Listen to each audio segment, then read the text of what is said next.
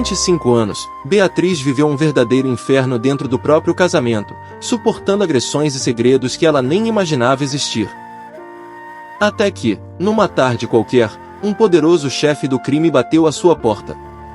Mas ele não estava ali para matá-la, estava procurando seu marido. E aquele encontro inesperado foi o começo de uma verdade capaz de destruir um império inteiro. Beatriz sempre acreditou que seu casamento havia sido apenas um erro. Mas logo descobriria que nada aconteceu por acaso. Henrique não escondia apenas sua verdadeira face, mas também um plano cuidadosamente preparado para mantê-la longe de uma herança milionária da família Cavalcante.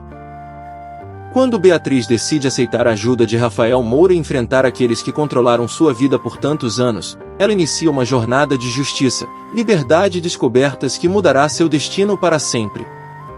O espelho do banheiro tinha uma rachadura no canto superior esquerdo que Beatriz nunca mandou consertar. Não por falta de dinheiro, nos primeiros anos havia dinheiro suficiente, mas porque a rachadura apareceu numa noite em que ela aprendeu que era melhor não chamar atenção para nada que estivesse quebrado dentro daquele apartamento. Henrique tinha maneiras muito específicas de reagir quando algo precisava de conserto. Ela inclinou o rosto para a direita, afastando o cabelo com cuidado. O roxo ainda estava fresco, um pouco inchado perto da têmpora, mas não o suficiente para que um corretivo mais escuro não resolvesse. Beatriz tinha ficado boa nisso ao longo dos anos. Nos primeiros tempos ela usava o produto errado, o tom errado, e às vezes aparecia no trabalho com uma faixa estranhamente alaranjada no rosto que chamava mais atenção do que o hematoma em si. Agora ela sabia exatamente qual base, qual corretivo, qual iluminador para desviar o olhar para longe do lugar certo. Era uma habilidade que ela nunca imaginou que precisaria desenvolver quando tinha 23 anos e Henrique Vasconcelos apareceu na festa de formatura da sua amiga com um sorriso que parecia honesto. 5 anos. Ela contava às vezes, não com tristeza exatamente, mas com uma espécie de assombro distante, como se os anos pertencessem a outra pessoa e ela estivesse apenas examinando o arquivo dela. Estava terminando de aplicar o segundo produto quando ouviram a campainha. Beatriz parou. Henrique não tocava a campainha do próprio apartamento. Ele tinha chave, sempre teve chave, e usava essa chave de uma maneira que parecia um aviso cada vez que a fechadura girava. Ela prendeu a respiração por um segundo, depois soltou devagar e foi até a porta. Pelo olho mágico, viu um homem que ela não conhecia. Alto. Paletó escuro sem gravata, aberto sobre uma camisa branca com o primeiro botão desfeito. Cabelo levemente comprido para um homem de negócios, mas ele claramente não era um homem de negócios no sentido convencional.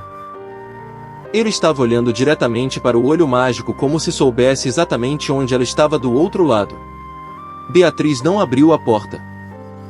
O homem bateu de novo, 3 vezes, com a mesma cadência controlada de quem não está acostumado a esperar. Beatriz Andrade, disse ele, e a voz atravessou a porta de madeira com uma clareza que fez ela dar um passo para trás involuntariamente. Não era uma pergunta. Ele sabia o nome dela e estava apenas confirmando que sabia. Ela colocou a mão na maçaneta. Parou. Colocou a corrente de segurança antes de abrir. Pelo espaço de 10 centímetros que a corrente permitia, ela o viu de perto pela primeira vez. Ele tinha talvez 35 anos, talvez mais, era difícil dizer porque havia algo no rosto dele que não envelhecia da maneira normal, como se a expressão habitual fosse tão contida que os músculos simplesmente não soubessem como se mover para revelar fadiga. Os olhos eram castanhos escuros, quase frios como o mármore polido do hall de entrada, e eles desceram um instante para o lado do rosto dela antes de voltarem para os olhos dela. Estou procurando Henrique Vasconcelos, disse o homem.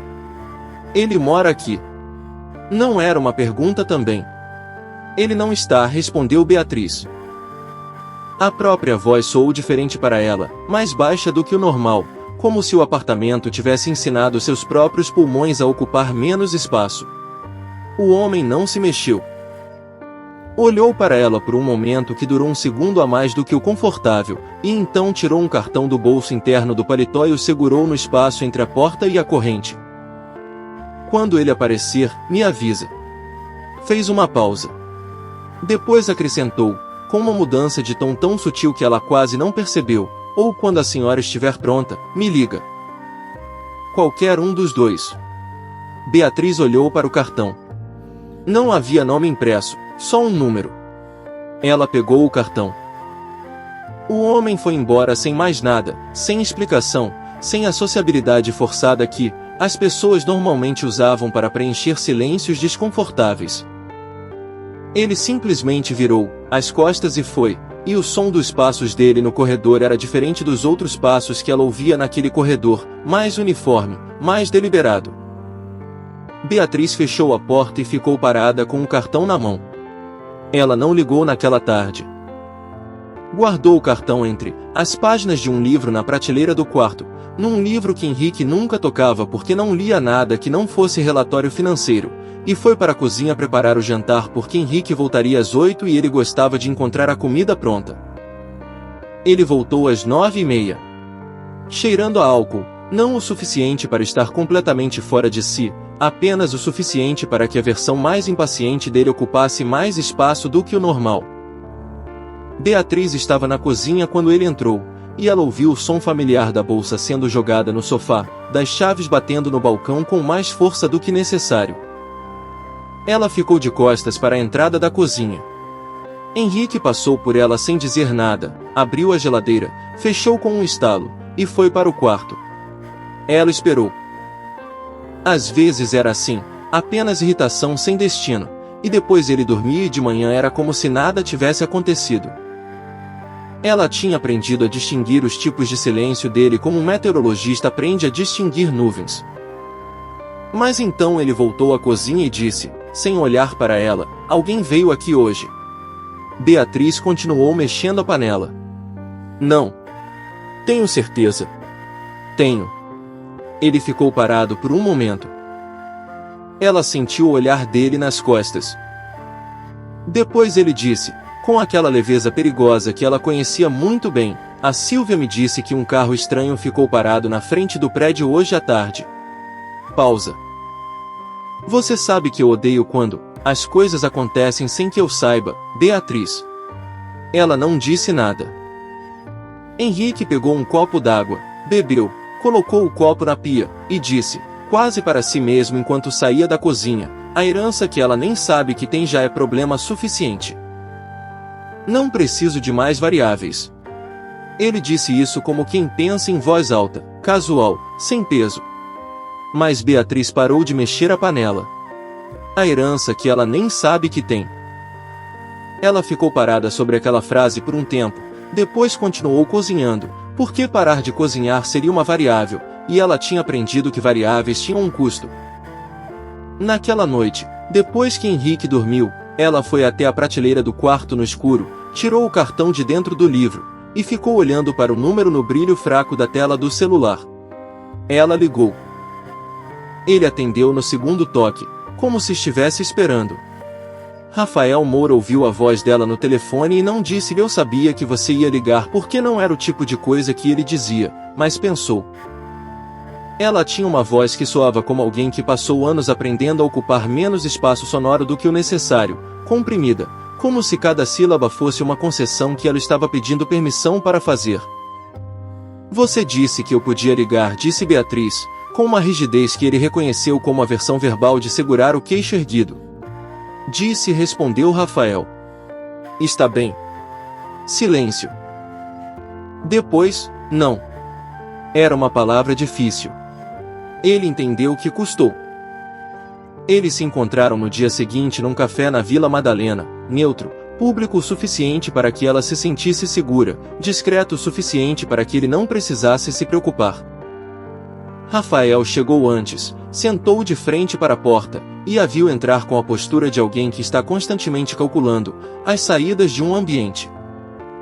Ela tinha coberto bem, mas sob a luz do café ele conseguia ver o contorno do hematoma na têmpora com uma leve diferença de textura na maquiagem. Ele esperou ela sentar antes de dizer qualquer coisa. Henrique me deve dinheiro, disse Rafael, colocando as coisas no lugar correto desde o início, porque ela merecia saber com o que estava lidando. Uma quantia razoável.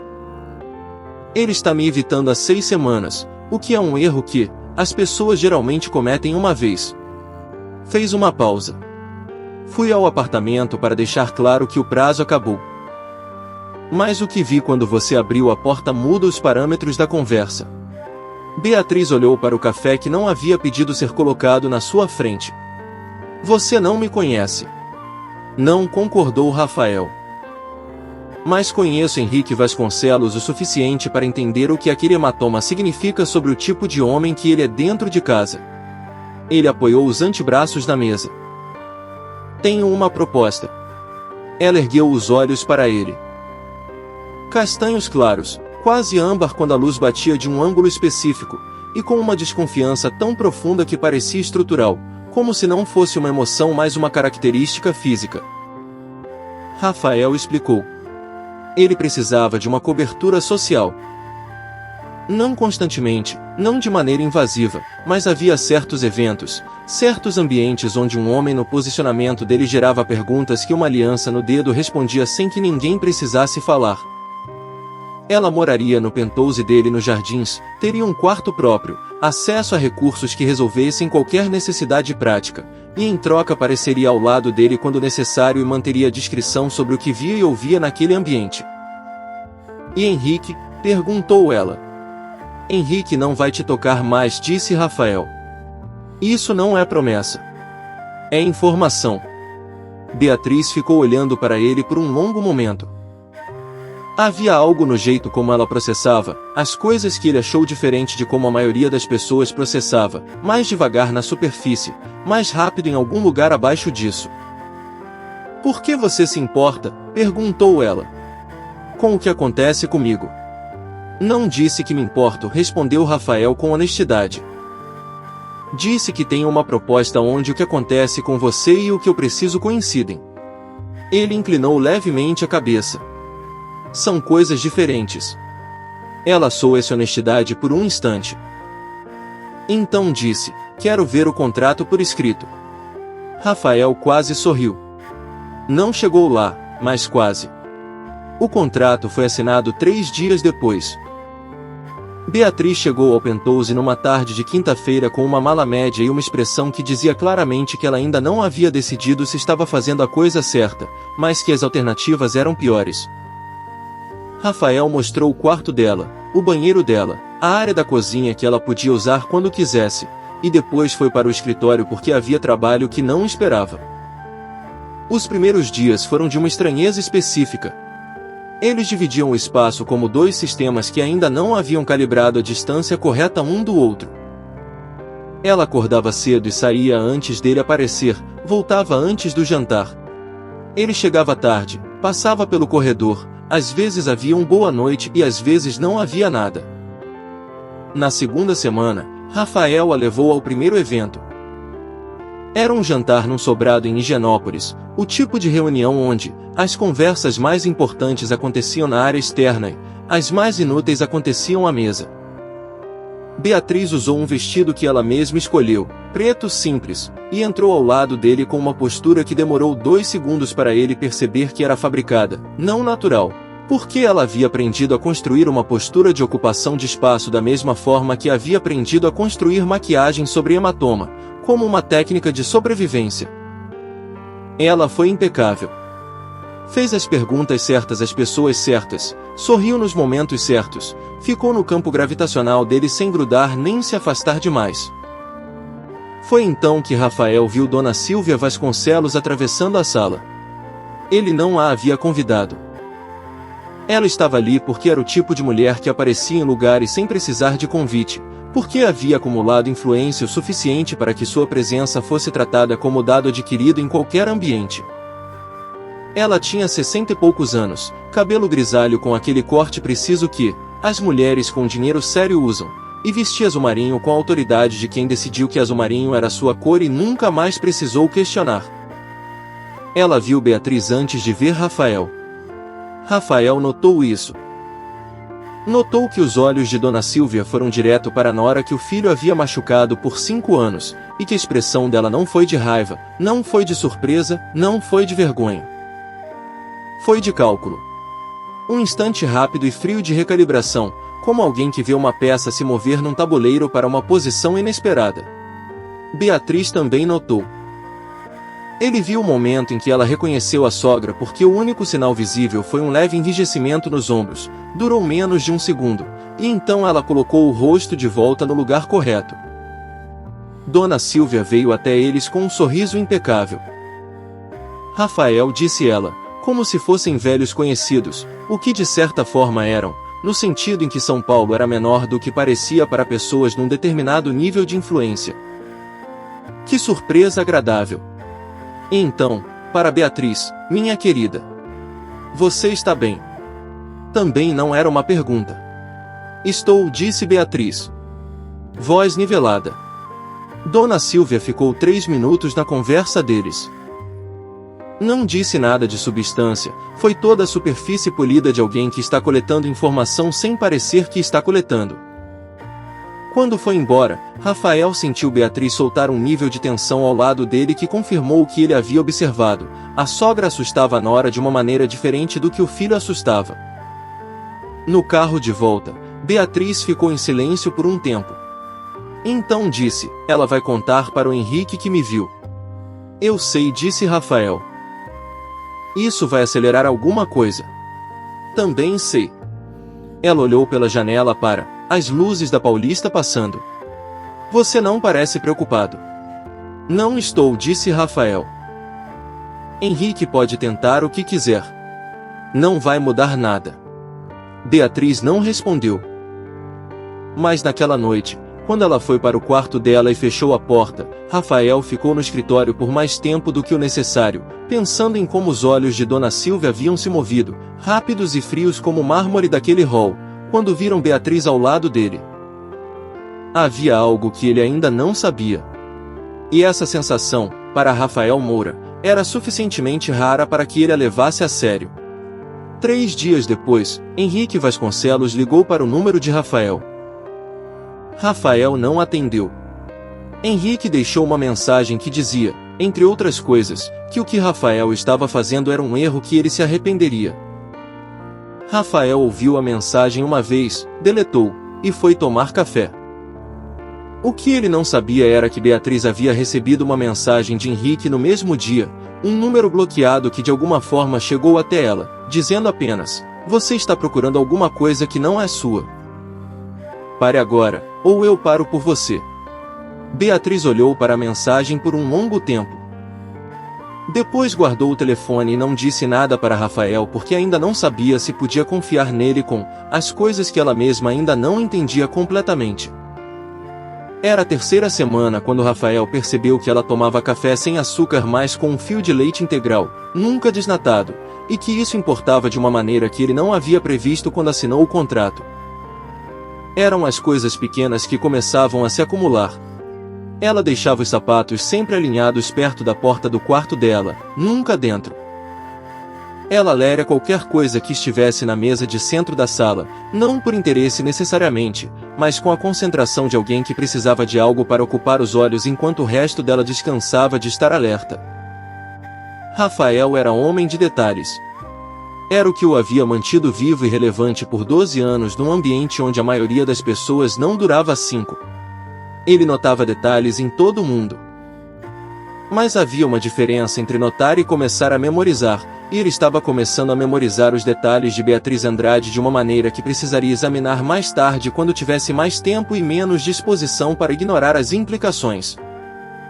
Ela, por sua vez, estava aprendendo que ele dormia menos do que qualquer pessoa normal deveria dormir.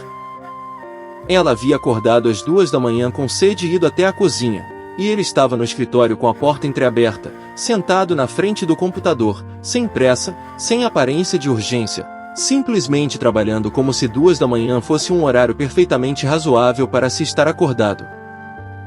Ela pegou água e voltou para o quarto sem dizer nada. Mas na manhã seguinte, quando ele apareceu na cozinha às 7 e ela estava fazendo o café, ela disse sem planejar, você dormiu. Ele ficou parado por um segundo na entrada da cozinha. Algumas horas. Você sempre dorme pouco? Sempre, disse ele, sem elaborar. Ela colocou o café dele na bancada. Leite também, sem perguntar, porque ela havia observado. Ele olhou para o café, depois para ela, e não disse nada, mas havia algo no silêncio dele que era diferente do silêncio que ele usava nas primeiras semanas, menos distância e mais atenção. Foi na quarta semana que ela entrou no escritório sem querer.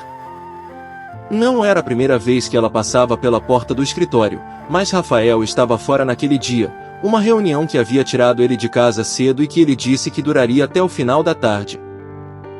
Beatriz havia esquecido o carregador do celular sobre o aparador perto da janela do escritório, havia entrado para pegar, e ao sair seus olhos passaram sobre a mesa de trabalho de Rafael. Havia pastas. Havia sempre pastas sobre aquela mesa, documentos que ela nunca tentou ler porque parte do acordo era discrição, e ela tinha orgulho de suas partes do acordo. Mas uma das pastas estava aberta, e o nome no topo da primeira página visível não era o tipo de nome que ela conseguia simplesmente não ver. Edmundo Cavalcante. Beatriz parou. Ela conhecia aquele nome. Não de um contexto próximo, não de uma memória afetiva, mas de uma história que sua mãe havia contado uma única vez, quando Beatriz tinha 15 anos e havia perguntado sobre o pai. E sua mãe havia dito o nome com a precisão cuidadosa de quem está detonando algo pequeno e controlado para não detonar algo grande e devastador, e havia dito apenas que era um homem importante, que não sabia que ela existia, e que era melhor assim para todo mundo. Edmundo Cavalcante. Ela havia pesquisado o nome naquela época, havia encontrado fotos de um homem de negócios de São Paulo, bem-sucedido, casado, com filhos dentro do casamento, e havia fechado o computador e decidido que melhor assim para todo mundo, era uma versão da verdade que ela conseguia aceitar. Agora o nome dele estava numa pasta sobre a mesa de Rafael Moura. Beatriz não tocou na pasta. Ficou olhando para ela por tempo suficiente para ver, na linha abaixo do nome, o nome de uma empresa, Cavalcante Holdings.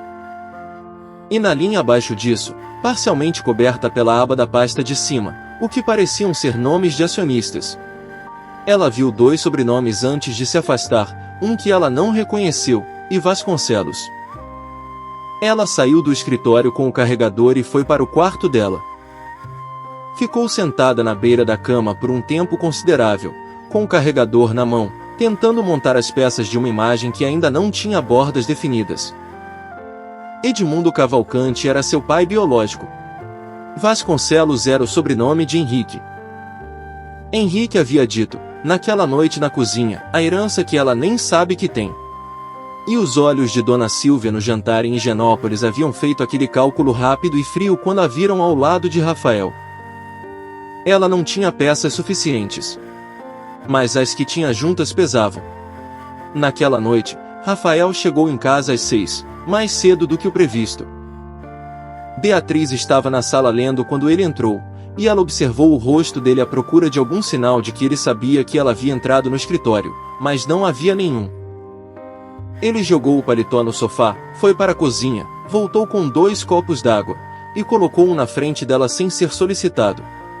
Ela olhou para o copo. Depois para ele. Obrigada, disse ela. Ele sentou na cadeira do outro lado da sala com o próprio copo e disse, tem alguma coisa que você quer me perguntar? Beatriz considerou a pergunta. Então disse, você conhece Edmundo Cavalcante? Rafael não mudou a expressão, mas houve algo nos olhos dele, uma tensão mais aguçada, como alguém afastando levemente o foco de uma câmera. Conheço o nome, disse ele com cuidado. Por quê? Vi o nome numa pasta no seu escritório. Entrei pegar o carregador e vi por acidente. Ela manteve o contato visual. Você tem negócios com ele? Com a empresa dele, disse Rafael. É complicado. Uma pausa. Por que o nome te chama atenção? Beatriz decidiu, naquele momento, quanto da verdade ela iria oferecer. Decidiu um fragmento, não o todo. Ouvi o nome uma vez. Não lembro bem onde. Uma mentira pequena e estrutural. Achei coincidência. Rafael olhou para ela por um segundo a mais. Ela sustentou o olhar. Cavalcante está doente, disse Rafael depois de um tempo, devolvendo um fragmento próprio. Câncer. Avançado. Os advogados da família dele começaram a se movimentar há 2 meses. Fez uma pausa. O que interessa a mim é que a empresa dele tem posições que afetam negócios meus. Quando ele morrer, quem herdar decide o que fazer com essas posições. Ele bebeu um gole d'água. É um jogo de espera. Beatriz assentiu como se fosse informação abstrata e não a trajetória de um pai que ela nunca conheceu. Naquela noite, às 11, o celular dela vibrou. Número desconhecido, diferente do anterior. A mensagem tinha 3 linhas. Asterisco: eu sei onde você está. Sei com quem você está. E sei o que você vai encontrar se continuar procurando. Para sua própria segurança, Beatriz, pare agora. Isso é maior do que você imagina, asterisco. Ela ficou olhando para a tela por um tempo. Depois olhou para a porta do escritório de Rafael, onde a luz ainda estava acesa. Ela não bateu nessa porta.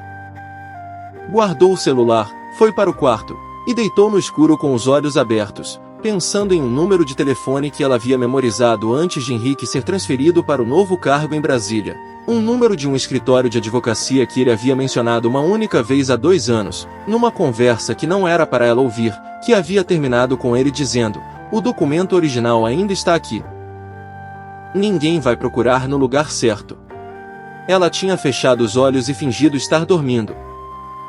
Mas havia memorizado as palavras com o cuidado de quem aprende que todas as informações têm valor e que o valor de algumas delas só aparece muito depois.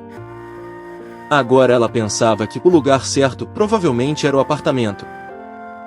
E provavelmente era o cofre que ela havia visto Henrique abrir 2 vezes, atrás do quadro no corredor, num apartamento em que ela tinha passado 5 anos, mas que deixará sem ter levado nada que valesse a pena. Beatriz esperou uma tarde em que Rafael tinha uma reunião fora da cidade. Ele havia dito na noite anterior que saía às 8 e voltava depois das 6, e disse isso sem pensar 2 vezes porque não havia razão para pensar 2 vezes, porque o acordo entre eles era de discrição e movimento razoável dentro do perímetro que ele havia estabelecido, e ela não havia dado nenhum sinal de que estava prestes a sair desse perímetro sozinha. Ela saiu às 10 da manhã. Pegou um táxi, não um aplicativo, porque táxi não ficava registrado automaticamente em nenhuma conta que Rafael pudesse acessar, e pediu para ser deixada a 2 quadras do apartamento de Henrique, não na frente. Ela conhecia o prédio como conhecia as próprias palmas das mãos porque havia morado nele por 5 anos, sabia que o porteiro do turno da manhã era seu Gilberto, que reconhecia ela. Sabia que o elevador social estava em reforma há 3 semanas segundo a última mensagem que havia visto antes de bloquear o número de uma vizinha. Sabia que Henrique tinha reunião às 10 em Pinheiros às terças-feiras porque às terças era o único dia em que ele voltava de bom humor. Era a terça. Seu Gilberto a deixou passar com um sorriso de alguém que prefere não fazer perguntas. Ela subiu de escada. A fechadura do apartamento ainda respondia à chave que ela havia guardado sem avisar ninguém, uma pequena reserva que havia feito semanas antes de sair, não com um plano específico em mente, mas com o instinto acumulado de quem viveu por tempo suficiente num ambiente instável para saber que saídas de emergência se preparam antes que a emergência aconteça. O apartamento cheirava diferente agora. Mais fechado, mais masculino, com algum perfume que ela não reconhecia e que não era o de Henrique, o que registrou sem surpresa e sem sentimento particular. Ela foi direto para o corredor. O quadro ainda estava lá.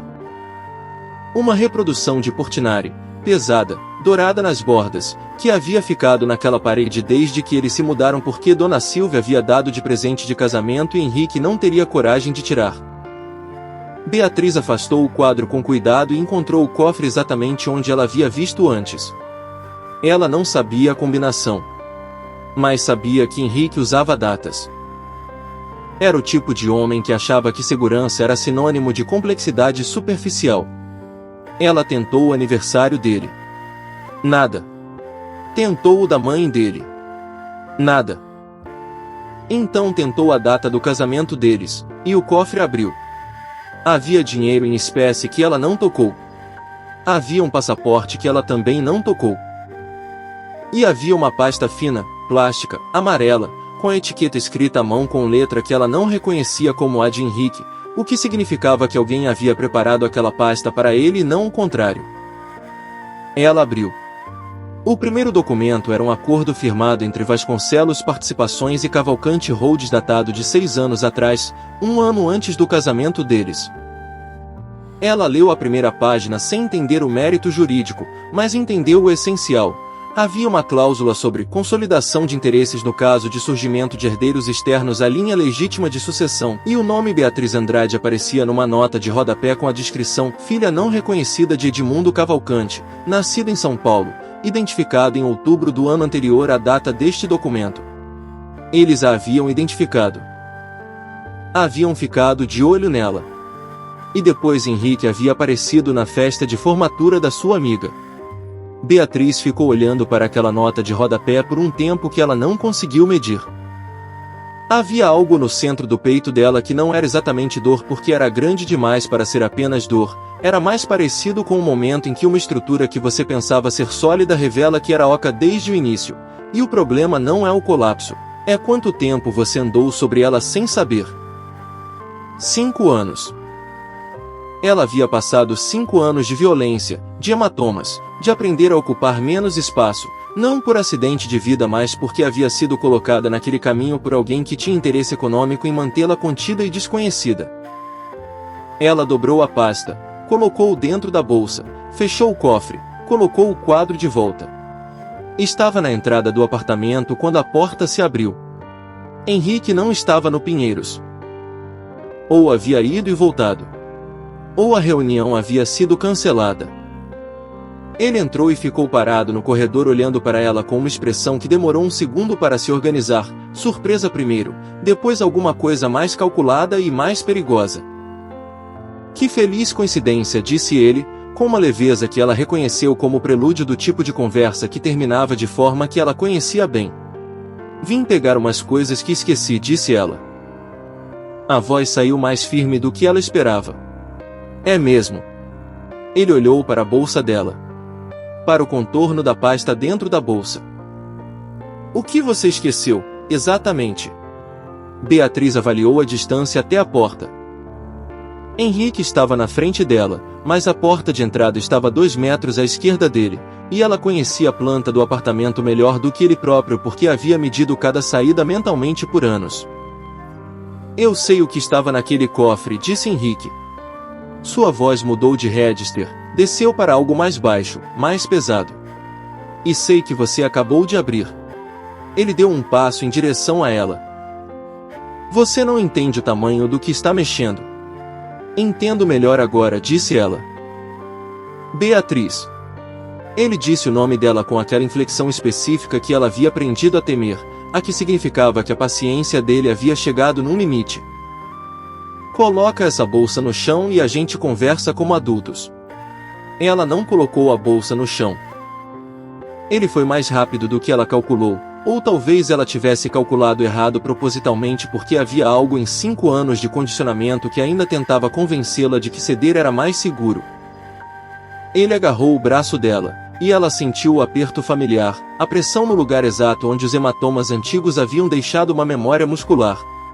E foi esse aperto que fez alguma coisa virar. Não foi coragem exatamente. Foi mais uma exaustão tão completa de ceder que cedeu de um jeito diferente, cedeu para o outro lado. Ela virou o corpo na direção contrária ao aperto, usando a força dele como ponto de apoio em vez de resistência, e empurrou com o ombro livre. Ele não caiu, mas perdeu o equilíbrio por um segundo, e um segundo foi suficiente. Ela foi até a porta, abriu, saiu. Ele gritou alguma coisa atrás dela no corredor.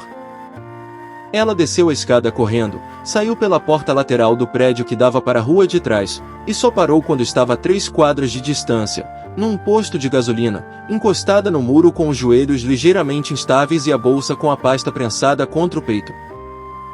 Ela ficou parada até a respiração voltar ao normal. Então chamou um táxi. No caminho de volta para os jardins, ela ficou olhando pela janela sem ver as ruas. Ela havia feito a coisa certa. Ela havia feito sem avisar Rafael, sem pedir permissão, sem esperar que alguém fosse por ela, e havia dado certo. Mas havia algo no estômago dela que era separado do alívio, mais pesado, porque ela sabia que quando chegasse ao Penthouse teria que contar o que havia feito e haveria uma reação que ela ainda não conseguia prever completamente. Rafael estava no Penthouse quando ela chegou. A reunião havia terminado mais cedo do que o previsto, e ele havia voltado às 2 horas antes do esperado, e havia encontrado o apartamento vazio e nenhuma mensagem. Ele estava de pé na sala quando ela entrou.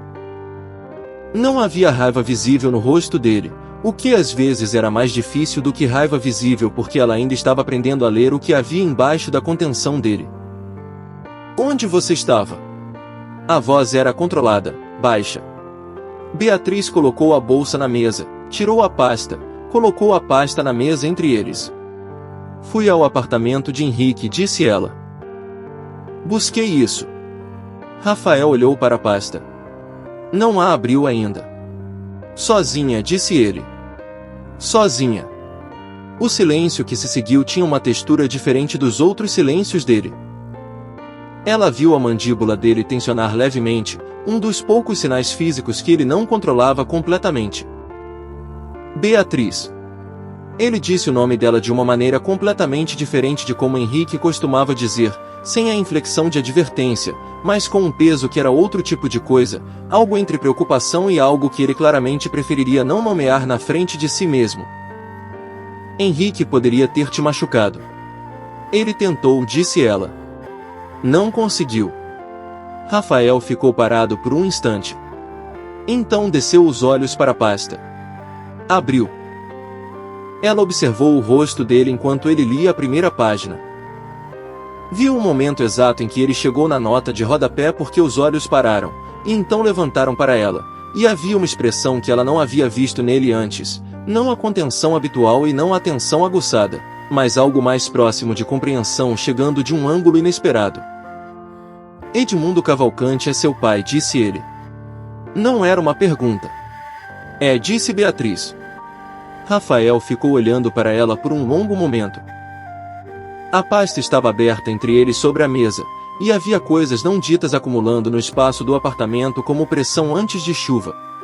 Você sabia quando me perguntou sobre ele, disse ele. Suspeitava, disse ela. Não tinha certeza até agora. Ele fechou a pasta devagar. Apoiou as duas mãos sobre ela na mesa e ficou olhando para baixo por um segundo, e ela teve a impressão de que ele estava processando não apenas as implicações estratégicas da informação, mas alguma outra coisa, mais pessoal, que ele não havia previsto precisar processar quando acordou naquela manhã. O testamento de Cavalcante vai ser aberto em 3 semanas, disse Rafael, sem levantar os olhos da pasta ainda.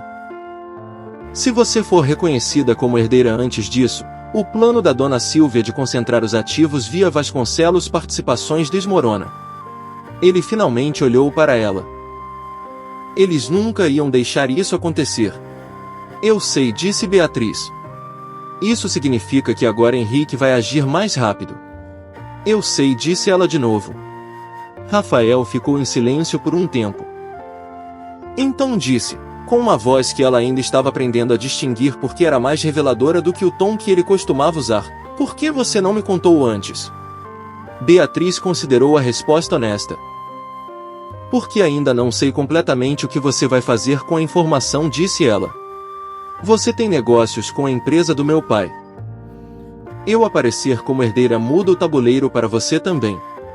Ele ficou olhando para ela. Você está certa, disse ele. E havia algo no jeito como ele disse isso, simples e direto, sem defesa, que ela não esperava. A pasta ficou aberta sobre a mesa entre eles. Do lado de fora, São Paulo escurecia sobre os prédios de vidro dos jardins, e nenhum dos dois se moveu por um tempo, e o que não havia sido dito entre eles pesava de uma forma que era diferente de qualquer outro silêncio que eles haviam compartilhado desde o início do acordo. Antes de qualquer outra coisa, havia a questão de Dona Silvia. Rafael organizou o encontro em 2 dias.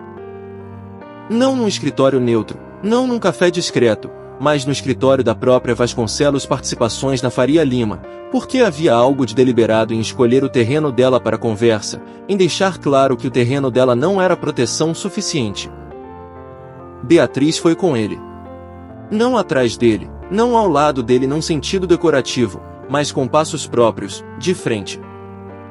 Dona Silvia os esperava na sala de reunião do 22º andar com 2 advogados e uma assistente. Ela havia preparado. Claro que havia preparado. Era o tipo de mulher que preparava para a hipótese que ainda não havia ocorrido. Mas não havia preparado para a pasta amarela que Beatriz colocou sobre a mesa antes de sentar. Dona Silvia, disse Rafael, sem sentar, porque escolheu ficar de pé e essa escolha reequilibrou a geometria da sala de uma forma que os advogados dela claramente perceberam. Eu poderia começar explicando o que está nessa pasta, mas acredito que a senhora já sabe. Dona Silvia olhou para a pasta. Depois para Beatriz. E então fez a coisa que Beatriz não havia esperado, sorriu. Era um sorriso sem calor nenhum, bastante frio, quase sem nenhum traço de surpresa genuína. Era o sorriso de alguém que havia ensaiado para vários cenários de derrota e estava escolhendo o ensaio correto. Beatriz, disse ela, com o mesmo tom que usava para dizer o nome da nora em todos os eventos de família, aquela cordialidade instrumental que nunca havia enganado ninguém mais que ela mantinha por disciplina.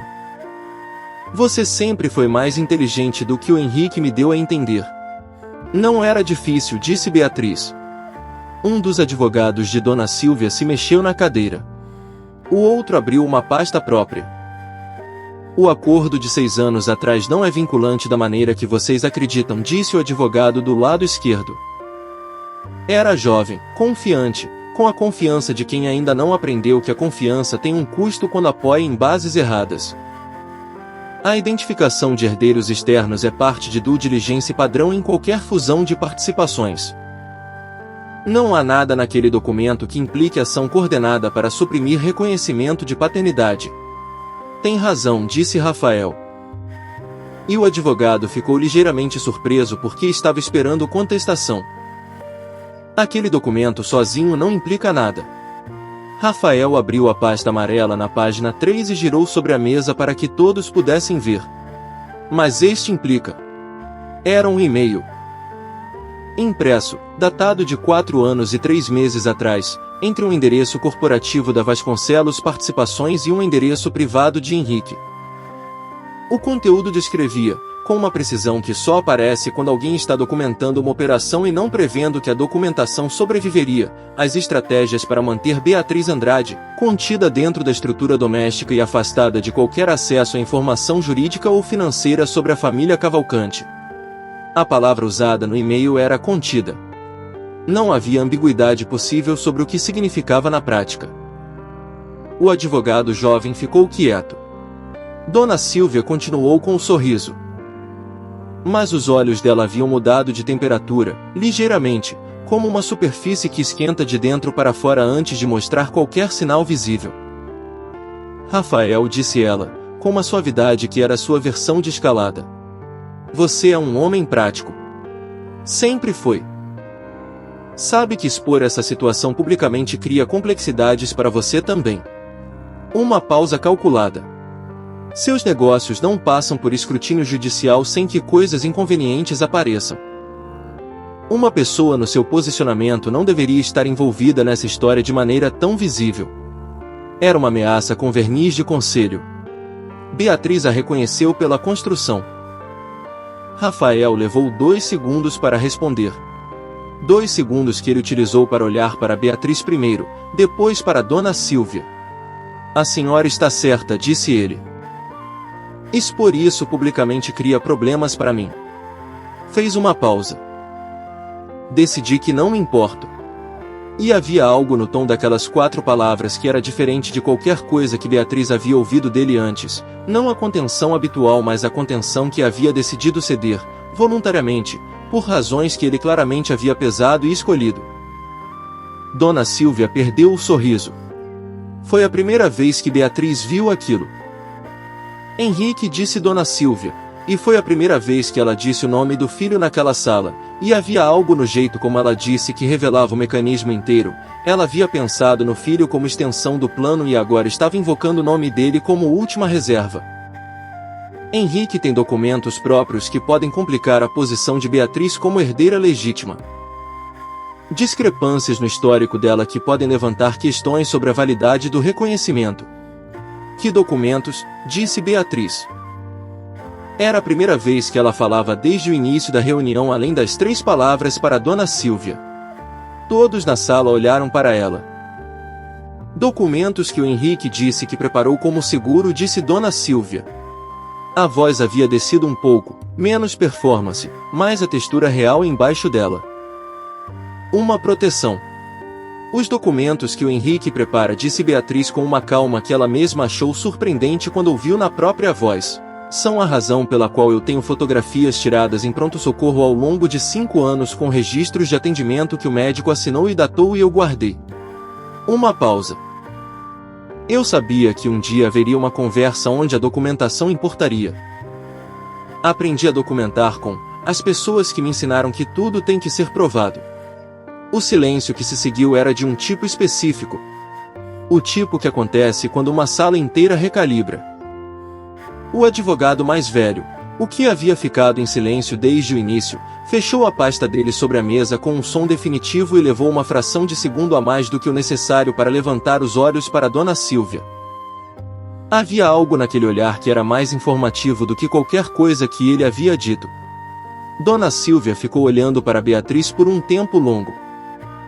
O Henrique vai contestar, disse ela, finalmente. Mas a voz havia perdido a suavidade instrumental. Era mais plana agora, mais honesta, de certa forma. O Henrique pode tentar, disse Beatriz. Eles saíram do escritório às 4 da tarde. Na calçada da Faria Lima, com o movimento da tarde acontecendo ao redor deles, Rafael ficou parado por um momento enquanto o motorista vinha com o carro.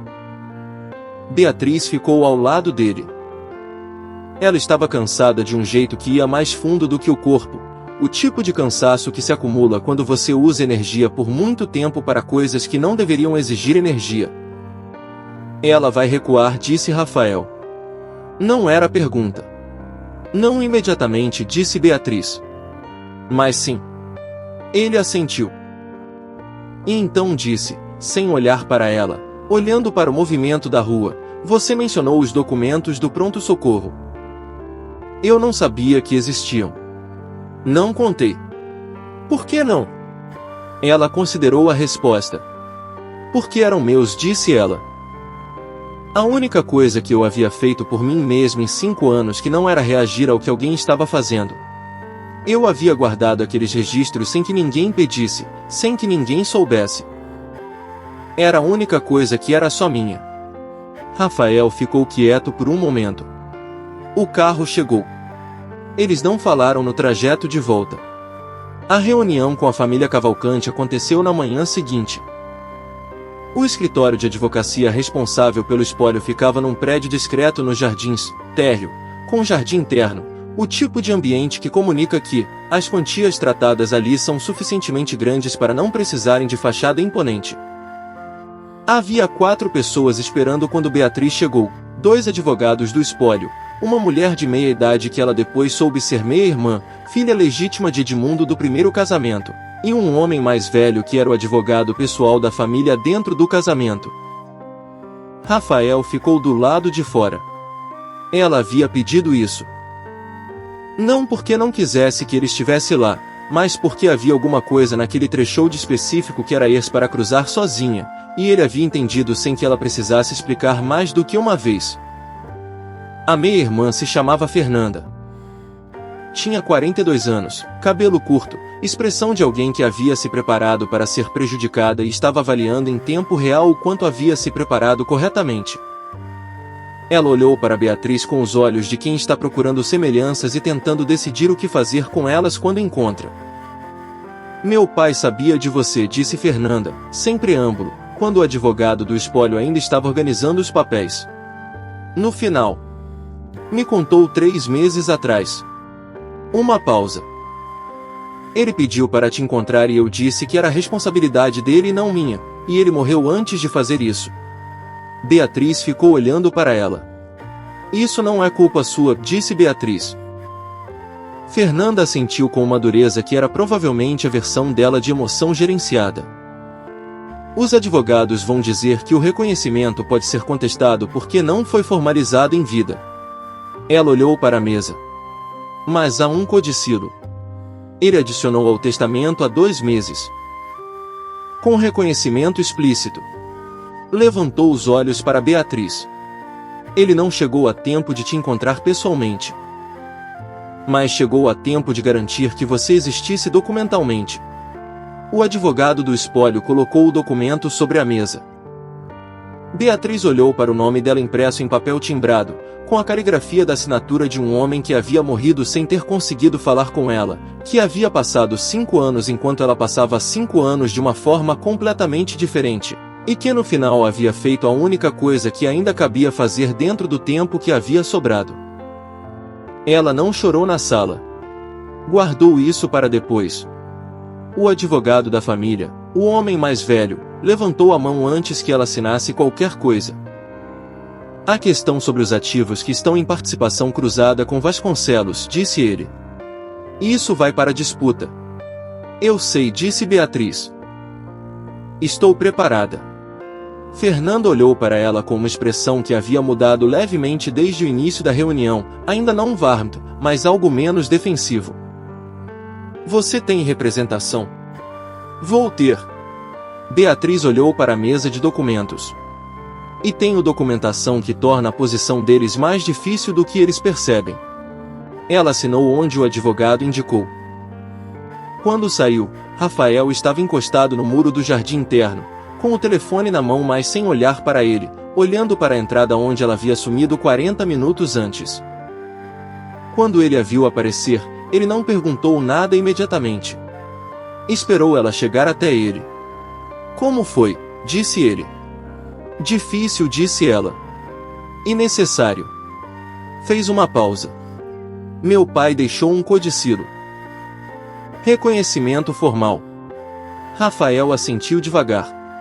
Vai ter disputa sobre os ativos com Vasconcelos, disse ela. Eu sei, disse ele. Já esperava. Isso afeta você. Afeta. Ele não desvencilhou o olhar. E não é o que eu estou pensando agora. À noite, o Penthouse estava quieto. Beatriz estava na sala com as pernas dobradas no sofá e uma xícara de chá que havia esfriado há 20 minutos sem que ela percebesse. Rafael entrou com o próprio café, sentou na cadeira do outro lado da sala, e por um tempo nenhum dos dois disse nada. Havia algo diferente no silêncio agora. Não a estranheza dos primeiros dias, não a tensão da semana anterior. Era mais parecido com 2 pesos que haviam finalmente encontrado o equilíbrio correto numa balança. Beatriz olhou para o chá frio. Então olhou para ele. O contrato acabou, disse ela. Não era acusação, não era tristeza, era só afirmação de fato. Tecnicamente acabou assim que saquei os documentos. Você me protegeu, eu cumpri o acordo de presença. As condições originais não existem mais da mesma forma. Rafael colocou o café na mesinha ao lado. Ele ficou olhando para a xícara por um momento. É verdade, disse ele. Então, disse Beatriz, com uma voz que era mais direta do que ela havia conseguido ser com qualquer pessoa nos últimos 5 anos, talvez mais, você quer que eu saia? Rafael não respondeu de imediato. Havia um ritmo nele que ela havia aprendido a reconhecer, não hesitação mas a pausa de alguém que está escolhendo palavras com o mesmo cuidado que escolhe tudo. Ele se levantou da cadeira. Atravessou o espaço entre eles, não rápido, não com nenhum gesto dramático, e ficou de pé à frente do sofá olhando para ela. Então se abaixou e pegou a xícara de chá frio da mão dela e foi até a cozinha. Ela ouviu o som da chaleira sendo ligada. Ele voltou, colocou a xícara sobre a mesa de centro, e sentou na extremidade do sofá, no espaço que havia sobrado perto dos pés dela. Não, disse ele. E havia algo na palavra única, na forma como saiu, que era diferente de qualquer versão de Rafael Moura que ela havia encontrado ao longo daquelas semanas. Mais direta, menos protegida. Não quero que você saia. Beatriz ficou olhando para ele. Por quê? Disse ela. Ele ficou em silêncio por um segundo. Então disse, Porque aprendi como você toma café. E o que significa quando você para no meio de uma frase. Uma pausa. E porque fui a uma reunião que me custou politicamente sem pensar duas vezes no cálculo, o que não é o meu comportamento padrão com ninguém. A chaleira apitou na cozinha. Nenhum dos dois foi buscar. Eu não sei como funciona, disse Beatriz depois de um tempo. Havia honestidade na frase que ela não tentou suavizar. Não sei como funciona quando não é contrato, quando não é sobrevivência. Não tenho muita referência para o que vem depois disso. Eu também não tenho, disse Rafael. Referência funcional para isso, quero dizer. Um pequeno desvio nos olhos dele, a versão mais contida de um sorriso. Então estamos igualados nesse ponto específico. Beatriz olhou para ele por um longo tempo. Tá bom, disse ela. E havia algo nessa frase simples, naquele tá bom que não prometia nada além de continuar tentando, que era a coisa mais honesta que qualquer um dos dois havia dito desde o começo. Rafael pegou a xícara dela da mesa, foi até a cozinha, fez o chá de novo com o leite certo, na temperatura certa, sem perguntar nada porque não precisava perguntar. Voltou, colocou na frente dela. Ela bebeu. Nos dias que se seguiram, houve ainda o trabalho de desfazer o que Dona Silvia havia construído ao longo de anos, e isso não aconteceu de uma vez nem de forma limpa. Henrique tentou, por meio de advogados, invalidar o codicilo com argumentos que o advogado de Beatriz desmontou um por um usando exatamente a documentação que ela havia guardado ao longo de 5 anos em prontuários de pronto-socorro. A disputa sobre os ativos em participação cruzada durou meses, e durante esses meses Beatriz aprendeu mais sobre direito societário do que havia planejado aprender na vida. Fernanda Cavalcante, depois da segunda reunião com os advogados do espólio, mandou uma mensagem curta dizendo que achava que seria mais produtivo elas falarem diretamente do que pelos representantes, e Beatriz respondeu que concordava. Dona Silvia recuou. Não de uma vez, não com reconhecimento público de nada, mas recuou na forma silenciosa de quem calcula que o custo de continuar superou o potencial de ganho. Os ativos em disputa foram parcialmente resolvidos via acordo mediado, com condições que não eram as que nenhum dos lados havia querido originalmente, mas que eram o tipo de resultado que acontece quando duas posições sólidas se encontram e nenhuma consegue esmagar a outra completamente. Beatriz ficou no pentou-se. Não porque precisava, não porque o contrato ainda existisse, mas porque havia escolhido, e havia uma diferença enorme entre as duas coisas que ela havia aprendido a reconhecer. Rafael aprendeu que ela preferia silêncio de manhã e conversa depois do jantar. Ela aprendeu que ele trabalhava melhor com música baixa e que havia um tipo específico de tensão nos ombros dele que significava que o dia havia sido difícil de formas que ele não ia contar, mais que ela podia reconhecer e responder sem que ninguém precisasse nomear. Não foi um processo linear. Houve dias difíceis, houve desentendimentos onde o jeito que ele processava controle e o jeito que ela processava autonomia colidiram de frente e precisaram ser negociados com honestidade maior do que qualquer um dos dois achava naturalmente fácil. Houve uma noite em que ela disse que precisava de espaço para pensar, foi para um hotel por 2 dias, e ele não ligou nem mandou mensagem porque entendeu que era o tipo de espaço que precisava existir sem ser preenchido. Quando ela voltou, ele estava na cozinha fazendo o café errado, o leite em excesso, e ela corrigiu sem fazer cerimônia, e isso de alguma forma foi mais comunicativo do que uma conversa inteira teria sido. 5 anos de silêncio não somem em semanas. Ela ainda acordava às vezes com aquela rigidez nos ombros, o reflexo de quem dormiu por muito tempo calculando o que o outro lado da cama significava. Ela ainda às vezes começava uma frase e a deixava pela metade por hábito antes de perceber que havia espaço para terminá-la. Rafael às vezes revertia para o modo de controle antes de perceber e corrigir, e ela havia aprendido a dizer quando isso acontecia em vez de absorver, o que havia sido mais difícil do que qualquer outra coisa porque exigia acreditar que a correção seria recebida e não usada contra ela. Era recebida. Sempre. Não era uma história com bordas limpas. Mas era uma história que pertencia a ela, escolhida por ela, construída sobre o que ela mesma havia salvado e guardado e finalmente usado, e isso era algo que os 5 anos anteriores nunca foram. Era suficiente. Era, de fato, mais do que suficiente.